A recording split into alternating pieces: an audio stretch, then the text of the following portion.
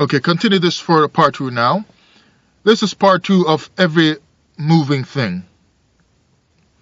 So now let me read from this other Bible, read some of these same verses here. The New Jerusalem Bible. The New Jerusalem Bible. And I'm going to read some of these verses I just read. Let's see what some of them say, for a different version. Let's look at Genesis 1:11 and then verse 29 and 30. It says, God said, "Let the earth produce vegetation, seed-bearing plants, and fruit trees on earth, bearing fruit with their seed inside, each corresponding to its own species." And so it was. Verse 29 and 30,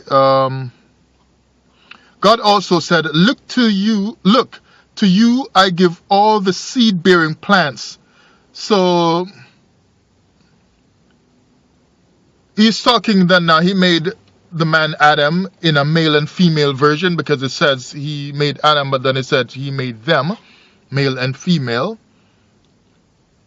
Talking about male and female. And then he goes on to tell them, look, to you I have given all seed-bearing plants. So plants that bear seed everywhere on the surface of the earth, and all the trees with the seed-bearing fruit. This will be your food. So it's not saying there, try to cut off, shave off, or rip off the hair or wool of a lamb or of a goat or of a donkey or a horse or a cow, or a steer or an ox and so on, like you find the children of Israel were doing. He's not saying try to scrape off their hair off their body or pluck out feathers out of a bird or a chicken to eat them. He's saying seed-bearing stuff from plants and trees that have fruits and seeds inside of the fruits. This will be your food. Have you ever heard God talk? That's what he said. Original instruction. And everybody teaches the Torah saying precepts because you need to tie up stuff, and they go back from original instruction. Even in the Christian church from above, we had this talk or song about, give me that old time religion, give me that old time religion, it was good enough for me. But people don't really want to go back to old time stuff. How can old time be 2,000 years ago when the New Testament was made? Is that old? Well, I guess in a sense it is. But if you're really talking about old time, why not go, why stop there? Why not go into old as far as old goes, to the farthest point that you can find? And even if you're limiting your stuff to the Bible, then it has the Torah at the front of it, at the front of the New Testament. So go back to that old stuff. Because I understand, like, the older people might not have had, when I was growing up, certain other knowledge from certain other books and so on. But at least the Bible is there with the Torah in the front of it, showing it's a different book from the New Testament. So, and sometimes I wonder how much these disciples turned apostles really believe in the Torah. These like so many people have said, they're not Hebrews. And sometimes I really think about that, because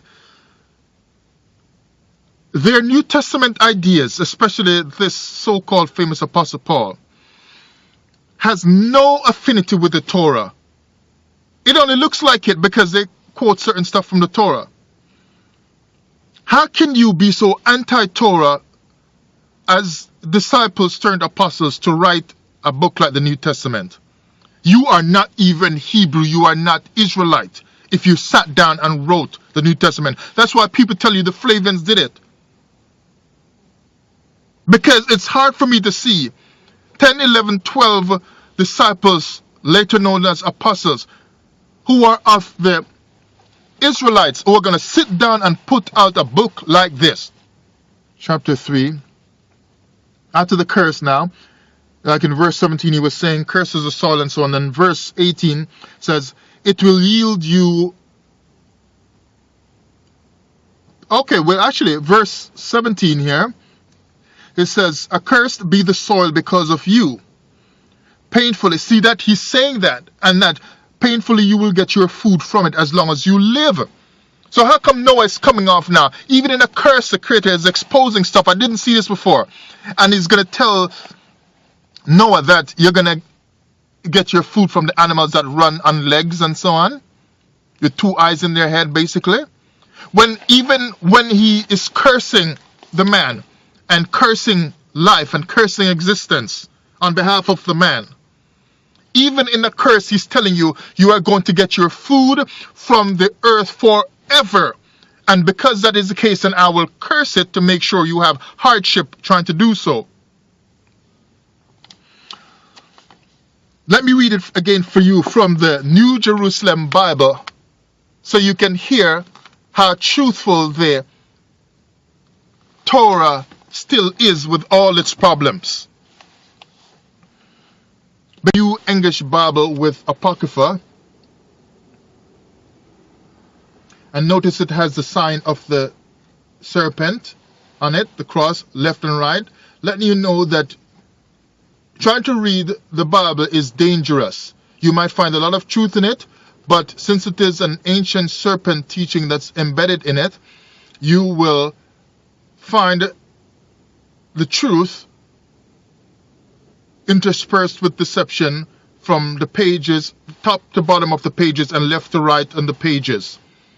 So you gotta read carefully to find out through all the esoteric deception and esoteric truth expressed in it. You gotta find out where all these things are intersecting to deceive you. The different lies that they tie together from top to bottom of the page and left to right in the pages to trick you. You gotta read carefully and look at it carefully. Now,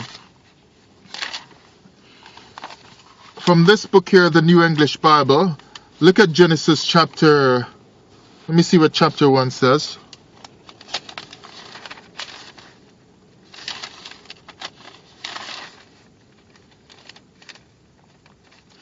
Let's see what chapter 1 and 11 says. Then God said, let the earth produce fresh growth. Let there be on the earth plants bearing seed, fruit trees bearing fruit, each with seed according to its kind. And it goes on in the next verse to say, God saw it was good. Now let's run down to verse 29 and then verse 30. God also said, I give you all plants that bearing seed. Everywhere is starting to man now on earth. See, that bears seed everywhere on earth. And every tree bearing fruit which yields seed, they shall be yours for food. Then verse 30 goes on to say, that's the man he's starting to now.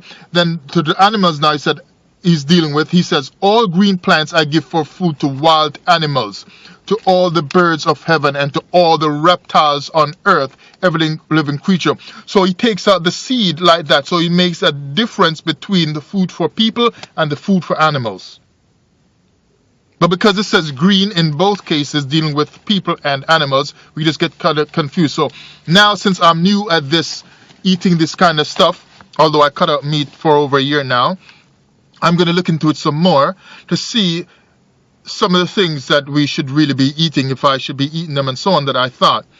Like, it's your decision. I'm teaching you the best I can, and I'm going to look into it and come back to you and share my knowledge, my findings on earth for the time I have, and help you. Use my teachings not as law, but as a help to assist you in your journey to find the Creator and to have a better experience while you live on this earth. That's how I use my teaching. Now, look at Genesis chapter 3 and verse, because it said seed should be in it, and verse 18. Chapter 3 and verse 18.